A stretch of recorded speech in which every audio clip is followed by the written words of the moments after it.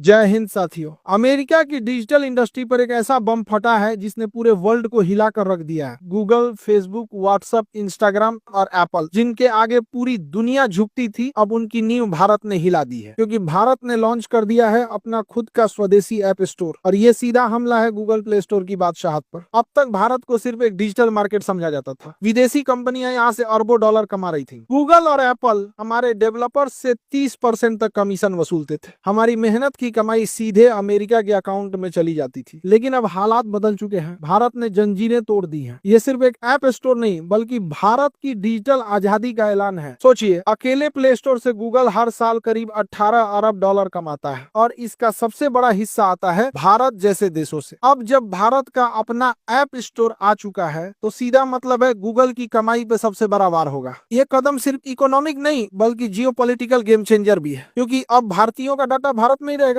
Data आज के समय का नया तेल है, और अब इसका कंट्रोल भारत के हाथ में है। भारत का ये स्टोर डेवलपर से 0% कमीशन लेगा। अब छोटे छोटे शहरों और गांवों के इंजीनियर्स भी अपने आइडिया को ऐप में बदलकर सीधे पब्लिश कर पाएंगे। इससे लाखों नए रोजगार और इनोवेशन पैदा होंगे। यूजर्स को भी बड़ा फायदा होगा।